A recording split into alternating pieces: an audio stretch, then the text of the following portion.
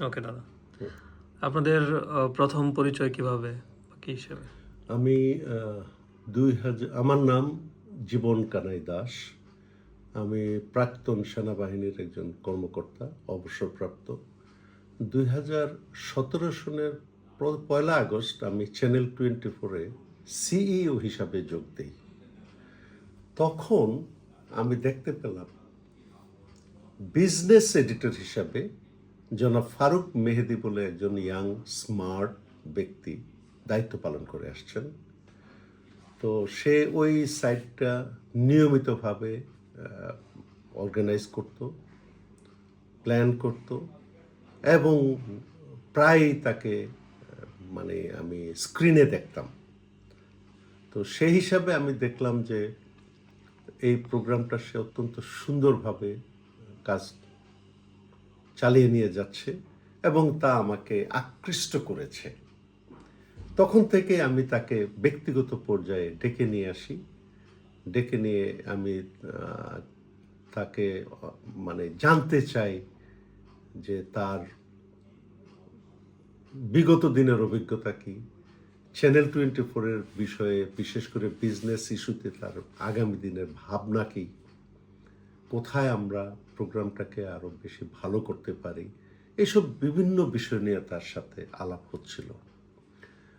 তখন আমি আরেকটা জিনিস দেখলাম যে সে এই বিজনেস এডিটর হিসাবে কাজ করতে যে সমাজের অনেক গুরুত্বপূর্ণ ব্যক্তির সাথে তার যোগাযোগ ছিল, যেটা হয় কারণ যারা বিভিন্ন বড় বড় অর্থনৈতিক কর্মকাণ্ডের সাথে জড়িত তারাও যেমন চান তাদের কর্মসূচি, তাদের ব্যক্তিগত পরিচয়টা ফুটে উঠুক, আর ফারুক মেহেদিও চাইতেন যে তাদের প্রোগ্রামগুলিকে কিভাবে আমরা সবার আগে চ্যানেলে আমরা এই জিনিসটা প্রচার করতে পারি।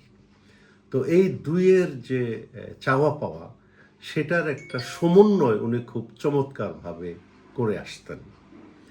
তো আমি তার টিমের সদস্যদের সাথেও আলাপ টালাপ করেছি, দেখলাম যে he is in farm control of the team এবং কোনো টিমের সদস্য যদি অ্যাবসেন্টও থাকতো তার জায়গাটা উনি সহজেই নিজে অবস্থান নিয়ে কাজটা সম্পাদন করতেন এবং কোনো দিন এই প্রোগ্রামে আমার কোনো অসুবিধা হয়নি। এবং আমি দিন শেষে যখন আমি ইভ্যালুয়েট করতাম যে প্রোগ্রামটা কেমন যাচ্ছে, এমনকি মাস শেষে যখন টিআরপি আমরা দেখতাম তখন দেখতাম যে তার প্রোগ্রামের টিআরপি অনেক হাই। সো এইভাবে তার সাথে আমার একটা মানে দারুণ রকমের প্রফেশনাল সম্পর্ক প্রথমে গড়ে ওঠে, তারপরে এটা কিছুটা ব্যক্তিগত পর্যায়েও চলে যায়। ব্যক্তিগত পর্যায়ে কেমন, সেটা হলো যে আমরা মুক্তিযোদ্ধা হিসাবে এবং দেশের ৭১ থেকে সে ২০১৭ বা ১৮ পর্যন্ত এই দিনগুলোতে সেনাবাহিনীতে এবং সেনাবাহিনীর বাইরে কিছু কিছু কর্মকাণ্ড করেছি বা কর্মকাণ্ডে সম্পৃক্ত ছিলাম, যেখান থেকে সমাজের জানার কিছু ছিল, সমাজকে জানার কিছু ছিল এবং আমরা অনেক কথাই আমরা বলিনি কোনো দিন।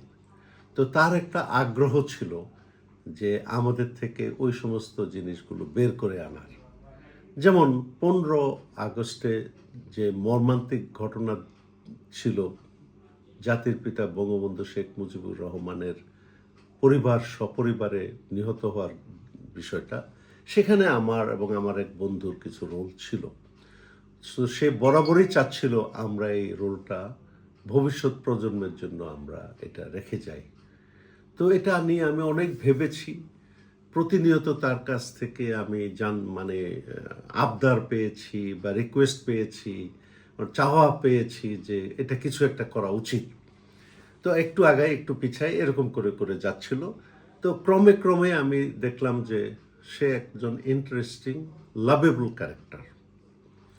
সে হিসাবে আমি আবার তার সে এক স্কুলের ভরাসার স্কুলের সে ইয়ে ছিল, গভর্নিং বডির হেড ছিল। সে স্কুলের বিভিন্ন প্রোগ্রামে আমাকে নিয়ে গেছে।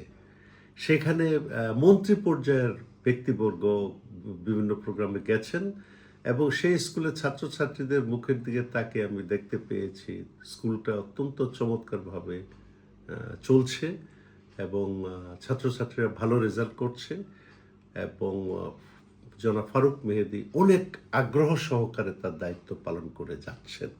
সেই জন্য আমার ওখানে যাওয়াতে আমার অনেক আনন্দ ছিল, উৎসাহ ছিল এবং আমি মনে করেছি যে এটা একটা চমৎকার প্রতিষ্ঠান সে গড়ে তুলেছে।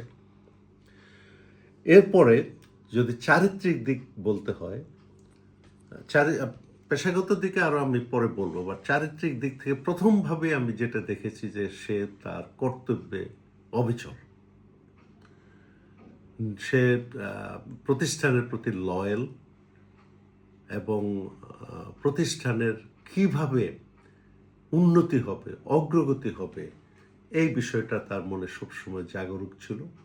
সহকর্মীদের প্রতি তার মনোভাব ছিল অত্যন্ত সংবেদনশীল এবং তার নেতৃত্ব ছিল প্রশ্নের ঊর্ধ্বে এবং সব ভাবনার মধ্যে তার মধ্যে আমি একটা ডায়নামিজম আমি খুঁজে পেয়েছি। তো এখানে আমি আবার পেশাগতভাবে দু একটা জিনিস উল্লেখ করতে চাই। সাধারণভাবে আমি মৌলিক কোনো যদি কিছু দেখি আমি এটা এনকারেজ করতে চাই। তো সে যেমন এনবিআর বা ন্যাশনাল বাজেট এইসব জিনিসগুলোতে আমরা দেখছি যে তার একটা মানে সংযোগ ছিল, লিঙ্ক ছিল, যার মাধ্যমে সে অনেক তথ্যবহুল জিনিস অন্য ইয়ের আগেই সে এটাকে নিয়ে আসতে সক্ষম হতো। এই লিঙ্ক ব্যবহার করে সে সবসময় আমাদের চ্যানেলকে বরাবরই একটা প্রথম সারির চ্যানেল হিসাবে উপস্থাপনের প্রয়াস পেয়েছে। চট্টগ্রামে একটা ইভেন্টের কথা আমার মনে আছে যে চট্টগ্রামে বিদেশি এক জাহাজে করে কিছু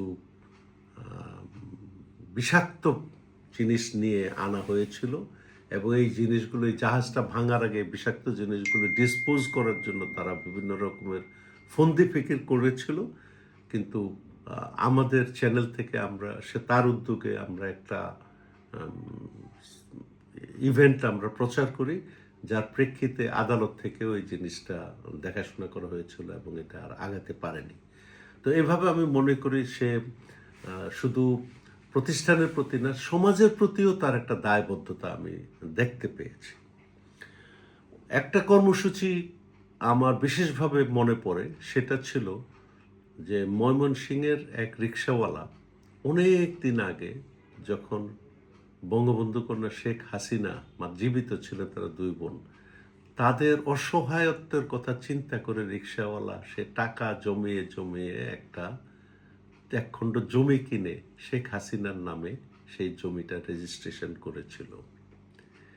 তিনি এবং তার এক সিনিয়র কলিগ মিলে এই জিনিসটা উদ্ঘাটন করেছিলেন এবং উদ্ঘাটন করে বিরল ভালোবাসা নামে একটা ফিল্ম তারা করেছিলেন। চমৎকার এই ফিল্মটা, সবার মনে এটা দোলা দিয়ে যায়, পরশ দিয়ে যায় যে একটা সাধারণ মানের ব্যক্তি কত উঁচু মানের মানসিক দৃঢ়তা এবং ভালোবাসা প্রকাশ করতে পারে অভিনব উপায়ে, সেটার একটা কাহিনী আমরা দেখতে পেয়েছি এই বিরল ভালোবাসায়। তো এইটা দেখানোর বিষয়ে আমার চ্যানেলে কিছু দ্বিমত ছিল, কিন্তু যেহেতু আমি সিইও ছিলাম তারা আর এটাকে বাদ দিতে পারেনি। কিন্তু এটা দেখানো হলো একটা ছুটির দিন, এমন একটা সময়ে যখন সাধারণত কেউ টেলিভিশন দেখে না। কিন্তু যখন আমরা টিআরপি দেখলাম তখন দেখলাম যে এই প্রোগ্রামটা ভিউয়ার অনেক অনেক বেশি ছিল। অর্থাৎ প্রোগ্রামটা সংবেদনশীল, আবেদনময় এবং আমি বলবো যে বিশেষায়িত ছিল। তো এই ধরনের ক্রিয়েটিভিটি তার মধ্যে আছে এবং প্রতিদিনের নতুন নতুন ভাবনা, নতুন নতুন ইস্যু, বিভাগ কীভাবে গ্রাহকদের বা দর্শকদের দৃষ্টি আকর্ষণ করতে পারে, এই বিষয়টা বরাবরই তাকে ভাবিত করেছে এবং তিনি সেভাবে রেসপন্ড করে আসছেন। তার মধ্যে যদি বলা যায় যে কি কি পছন্দ, আমি যেই জিনিসটা প্রথমে উল্লেখ করব সেটা হলো তার প্রফেশনাল সততা এবং একনিষ্ঠতা। এই জায়গায় তার আমি কখনো বিচ্যুতি দেখি নাই। শত রকমের অনাদর, অবহেলা, উপেক্ষা এবং অসুবিধাগুলি উনি দূর করে যেটা ডিসিশন নিয়েছেন সেই জিনিসটা উনি করে গেছেন। এবং এইখানেই আমারও সাথে তার একটা মিল ছিল যে আমরা যেটা ভালো মনে করি সমাজের জন্য সেখানে আমরা পিছু পা হই না। এই জায়গায় আমি ভালো লেফটেন্যান্ট হিসাবে তাকে আমি পেয়েছি। তাছাড়া তার কালচারাল সাইডটা ছিল অনেক উন্নত, যেটা আমাকে মুগ্ধ করেছে। যেমন উনি আমাদের সিলেটের এর নাম জানি? শাহ আব্দুল করিম। জনাব বাউল সম্রাট শাহ আব্দুল করিমের বিষয়ে তার অনেক প্রোগ্রাম ছিল এবং এই লোকটাকে সেই তার স্বীয় পরিচয় থেকে সমগ্র বিশ্বে ছড়িয়ে দেওয়ার পিছনে ফারুক মেহেদীর একটা বিশাল অবদান। এই যে একজন গুণী শিল্পীকে, শতাব্দীর মানে শ্রেষ্ঠ একজন শিল্পীকে উনি যে অন্যদের দৃষ্টিতে নিয়ে আসতে সক্ষম হয়েছেন, এখানেই তার চারিত্রিক বিশিষ্টতা, মাধুর্য। এবং এইখানে যে অনেক সম্পদের প্রয়োজন, টাকা পয়সার প্রয়োজন হয়, আমি মনে করি না যে উনি অনেক টাকা পয়সা তার ছিল বা টাকা পয়সা উনি ব্যয় করার মতো সামর্থ্য তার ছিল, কিন্তু উনি যেভাবে হোক এই প্রোগ্রামটাকে সফল করেছেন এবং বরাবর এই প্রোগ্রামকে উনি প্রমোট করেছেন। তো এটা তো আমি একটা দিক বললাম। সব দিক থেকে ইয়ে করলে আমি মনে করি যে সে একজন সৃষ্টিশীল এবং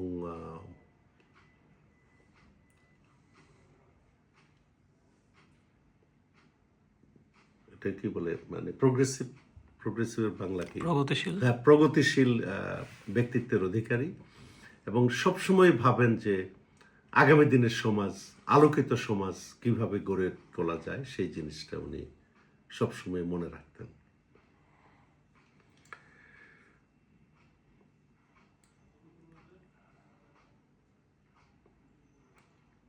আর কি বলবো, স্মরণীয় স্মৃতিতে আর কি বলবো। আর আমি যদি বলি তার পারিবারিক দিকটা, আমি তার পরিবারের সাথেও আমার কিছুটা পরিচয় হয়েছে। আমি মনে করি তিনি একজন ভালো স্বামী এবং বাবা, প্লাস তার যে আত্মীয় স্বজন, বন্ধু বান্ধব আছে তাদের প্রতি উনি দায়িত্বশীল। কখনোই উনি তার যে দায়িত্ব, সে দায়িত্ব থেকে উনি পিছু পা হন না। অর্থাৎ সব কিছু মিলিয়ে ভালো একটা বিষয়ে যদি তার কমিটমেন্ট আসে বা কমিটমেন্ট কিছু করার জন্য উনি মনে করে থাকেন, কখনো এটা বাস্তবায়ন করতে পিছু পা হন না। আর কারোর ক্ষতি হবে এই জিনিস আমি তার মধ্যে আমি দেখিনি। পেশাগত বিষয়ে অনেক সময় অনেক বিবাদ হয়, বাকবিতণ্ডা হয়, এগুলোর মধ্যে জড়াতে আমি তাকে দেখিনি। এবং সে সব জায়গায় তার চারিত্রিক বিশিষ্টতার মাধ্যমে সে এগুলি ওভারকাম করেছে, যেটাকে আমরা বলি প্লেজেন্ট পার্সোনালিটির কারণে। সৎ, মেধাবী তো বটেই এবং বাস্তববাদী। মানে উনি কল্পনার জগতে বসবাস করেন না। আর যেহেতু ইকোনমিক্সের ছাত্র, সেই জন্য অর্থনীতি সমাজকে কিভাবে প্রভাবিত করবে, সমাজ কিভাবে এগিয়ে যাবে, মূল চালিকা শক্তিগুলি কি অর্থনীতির, এগুলি সম্পর্কে তার স্পষ্ট পরিচ্ছন্ন একটা ধারণা তার সবসময় ছিল এবং আছে। সেই বিষয়ে উনি যেই দায়িত্বই পালন করেন, সেই দায়িত্বে এই বিষয়গুলি সবসময় মনে রেখে উনি কাজ করতে প্রয়াসী হন। আর কি? চলবে, চলবে। Thank you.